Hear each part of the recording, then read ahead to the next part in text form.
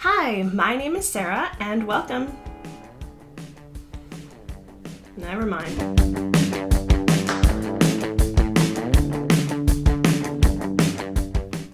Hi, and welcome to the Make Things Club, a weekly podcast for people who love to make things. My name is Sarah, and I live in Edmonton, Alberta, Canada, where it is currently kind of snowing, but mostly kind of not snowing.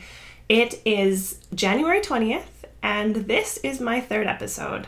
If you've watched the other two, awesome, thanks for coming back, and if this is your first time, then thanks for checking me out, I really appreciate it. I can be found on Instagram as Make Things Club or Loose Pages. I'm not sure how I feel about having a designated Instagram account for the podcast, because it's hard to log in and out of Instagram like 4 times a day. So if you want to follow my Make Things Club account, I think that'll mostly be for finished objects and weird stuff that I'm doing out and about. And if you want to follow my personal life, which usually means just food, yarn, and cats, then you can follow my Loose Pages account. I can also be found on Ravelry as Romperlust, and I do have a podcast group started, so you can find it by looking for the Make Things Club podcast. Nobody's commented on it yet, but I'm hoping somebody will. And I do have an introductions thread up, so if you wanted to tell me a little bit about yourself and where you're from and how you found my podcast, I'd love to find out. I also have a website, and that is www.makethingsclub.com. And I usually use that to post show notes, but I think I'm going to start doing a little bit more writing or just uploading things that aren't necessarily dedicated to the podcast, just to keep it fresh and interesting. So hopefully I gave you a little bit of an easier time knowing how to find me, because I know that I've been a little bit sketchy when it comes to introducing myself every episode, so hopefully that's a little bit easier for you to find. I guess we'll get started by talking about what's on the needles this week. So, as promised, I do have a half object. So I did manage to finish one of my socks. So this one is done. I did do a square toe on this guy, and it's a little wonky still. I think it's just that last stitch. I'm still trying to figure out how to do Kitchener stitch without having to look at something for reference every 5 seconds. So I am done one, and if you'll remember, this is in my Fildar Anise colorway from the Fildar Sock Yarn Company. So that one's done. And instead of, throwing my hands up and feeling like I'm finished, I've gotten into the mindset that I'm only 50% done. So I did cast on the other one. I'm just starting work on the heel flap here. So I am hoping that this one will be like a very good sock. I am experiencing some problems with laddering. And if you look carefully, you'll kind of see a lot of my hair, which is gross, and B, the little ladders going down here. So they are the distinctive lines, basically, wherever you change to different sides of needles. And they were really, really bad on the bottom and the top. So I usually think that I'm giving it a good tug when I'm changing needles, but apparently I really am not. And the laddering started in the cuff. So it was basically a problem throughout. So on this other one that I'm working on, I am really giving her. So there's no laddering yet where the needles change. And I'm hoping to keep that up throughout the body of the sock, because I think that I'm doing it, but as you can obviously tell, there's some laddering issues, but it's all part of the growing pains, and I'm just going to live with it, and I'm just going to be excited to actually have a full pair of socks by the end of the week. So I've been working on this, and once again, this is the Rose City Rollers pattern by Mara Catherine Briner. It's a free pattern on Ravelry, and it's awesome. Like I said last week, it's a good pattern for newbies who are looking to start something, because it's going to force you right into learning how to do all of those sock techniques right off the bat without having you trudge out a cuff first. So that's something that I've been working on, and I've got that in my Constellation project bag. And I got this one at Knit City in Vancouver, which is a yarn and fiber festival.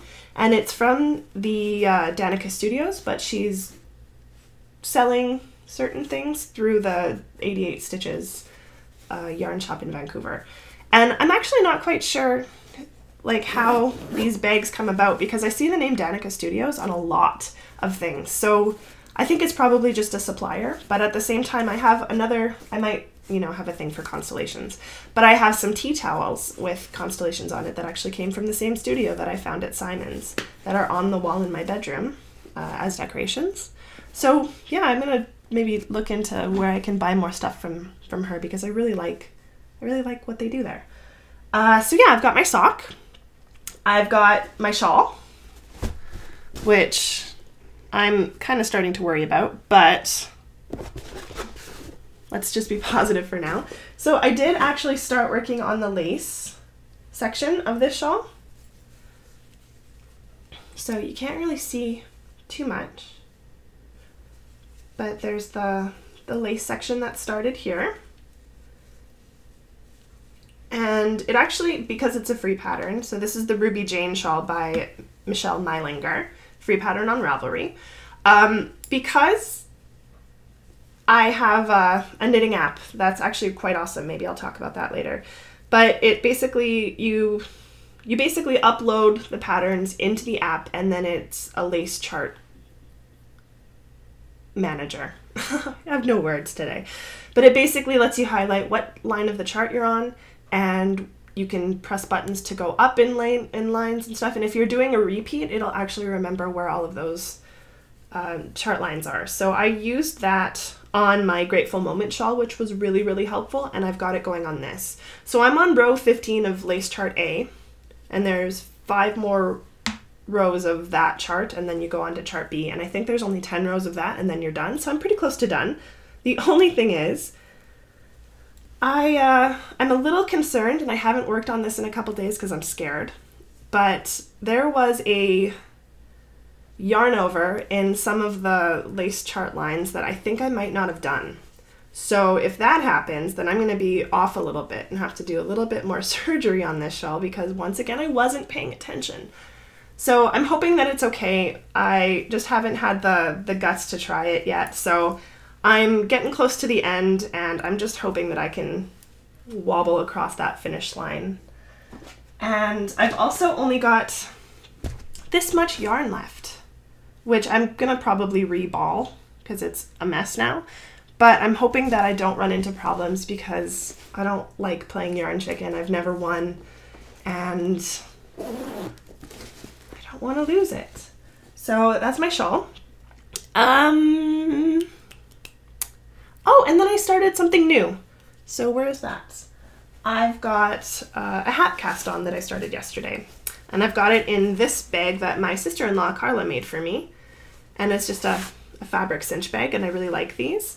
They're not good for my DPNs because I've stabbed myself in the side 3 times with these. So I'm using them for hats and stuff that aren't as sharp, but I really like that bag that she made for me. She made me 2 actually, so I'm pretty lucky. I've started a, what is it called? A conversationalist hat. So that's a free pattern on Ravelry by Plucky Knitter Designs. And I am using my holy grail of yarns right now. So I'll just throw that up there. I waited for like 8 months to get this. So this is a dyer out of Vancouver. Her name is Krista, and she runs Rain City Knits. And this is her graffiti colorway. And because I love cake, I love anything that's speckled in a way that looks like cake. So I decided to cast on a hat in this. I was originally going to buy enough to make a cardigan, but it ended up just not happening that way. But I think at some point in the future I will make, I just love it. I will make some sort of a wearable out of this. So I've just started casting this on, and I've got about 1.5 inches more to go when it comes to this.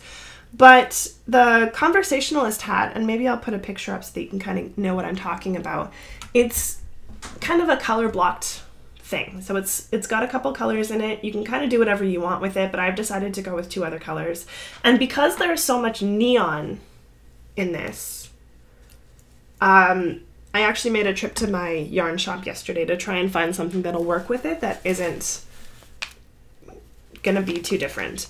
Krista does tend to dye a lot of really bright colors, and I love that, you know, in Vancouver it can be quite gray most of the year when it rains. So I love that she has really bright teals and neons and just wonderful, wonderful yarn. I really, really like her stuff. I can't wait to buy more of it.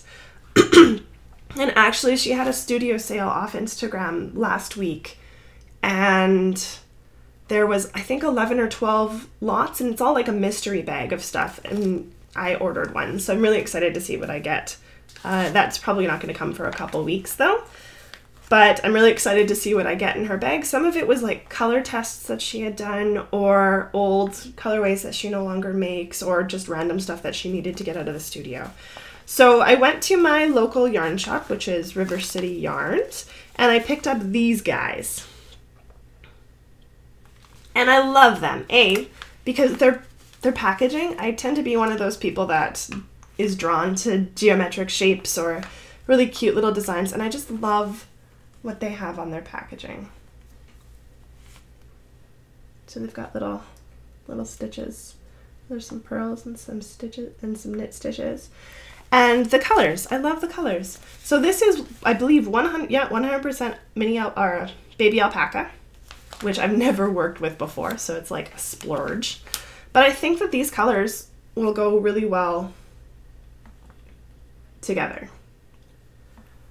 So I'm thinking that I'm gonna do the majority of the hat in the graffiti, and then I can't decide if I wanna do the crown in this with a blue pom-pom, or if I want to do this with the yellowy lemongrass green kind of pom-pom.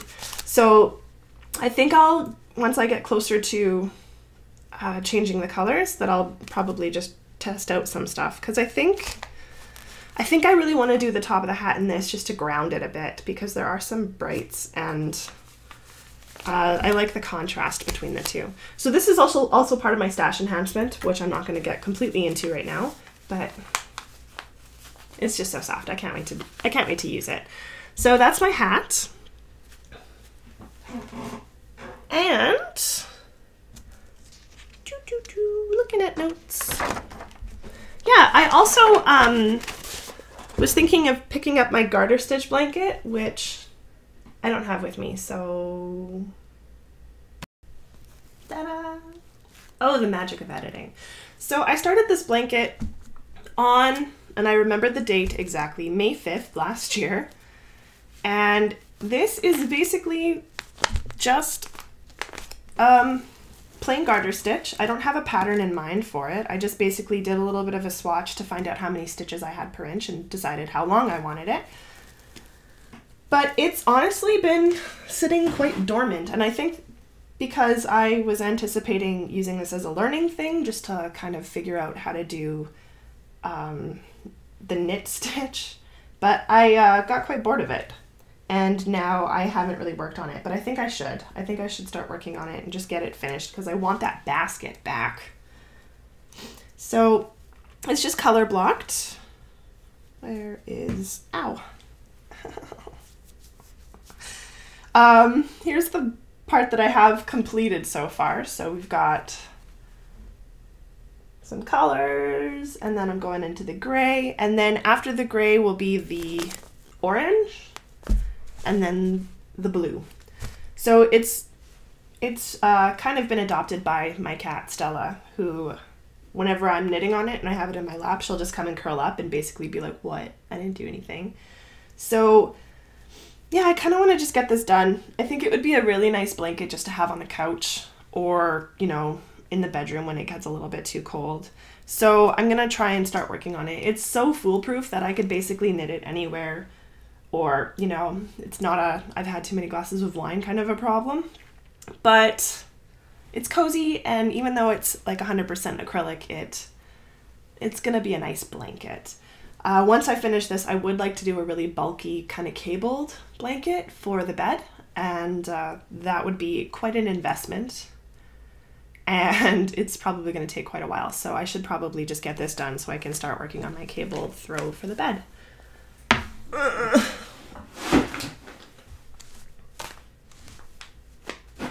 And that's kind of it for all of the knitting projects that I had started this week. I I have gotten a little bit bored. I don't want to say bored because it's definitely not bored, but if I work on something specific for too long, I get antsy and have to start other stuff. So I did kind of decide to start a new project and also to start dealing with another problem that I have, which is ridiculous yarn scraps and half balls and just a bunch of other stuff that I just don't want to store, but I can't get rid of. So I picked up my lap loom for the first time. This is like an actual specific lap loom. I was using one that my father-in-law made for me before. I don't think I like what I actually did with this part, but I like the fringe. So I am probably going to draw something up because I don't have any inspiration yet, and I'd like it to be a little bit more geometric than it is. I just have my paper cutter in here standing in for a card. But yeah, there's really awesome tutorials from Creative Bug, and I believe her name is Annabelle, but I'll put a link in it in the show notes. But she's got a 3-part series on how to do some weaving, and she actually talks about making your own. So a lot of people will make picture frame looms, and I've done that a couple times as well. So the one that my father-in-law made for me was basically just the wood frame with nails. And I saw a tutorial as well somewhere on the internet. I'm sure if you search Pinterest, you would have no problem finding tons of tutorials on how to make your own loom. But canvas. So if you buy like a canvas, what do you call them? I have no idea what I'm doing today. But like a canvas, an artist canvas, and just take the canvas off, you'll have a really good frame to do that as well. And as long as you just measure your nails so that they're close, you can have your own loom as well. So I'll post a link to the tutorial on how to weave, because I know a couple people had remarked to me that they really wanted to learn or that they're taking classes. And for the most part, the internet has been the best classroom for me. So I'll post a link to the tutorials so that you can check it out as well. And maybe you can have a go at weaving as well. I am really hoping to not just let this sit there. I'd like to get it finished, and I just need to learn how to do triangles better because I'm not very good at it. So other than that, there's no finished objects for me this week. I'm getting close and hopefully my hat will be done as well. But yeah, maybe I might even finish my shawl.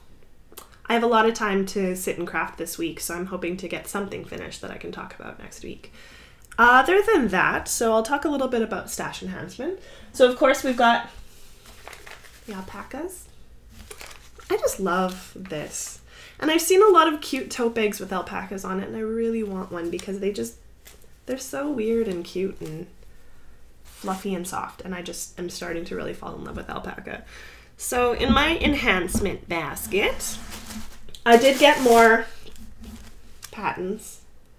This is really becoming one of my favorite, like 100% new wools to work with because A, it's affordable. They were $5 each at Michael's this week, and they come in a pretty decent color selection. So I bought 2 of these, and the colorways are Mercury and Dark Gray Marl, and I really love Dark Gray Marl, but I am probably going to make some more Simple House slippers with them. I really love making them, and I still haven't made a pair for myself that I'm truly in love with, so I'm going to end up with like 5 pairs at some point. I might, you know, be less selfish and make some for other people, so if you want a pair, let me know. And I also got an Etsy package this week. I'm so excited. This is the first yarn that I've ever ordered off Etsy. So this comes from Ottawa, Ontario.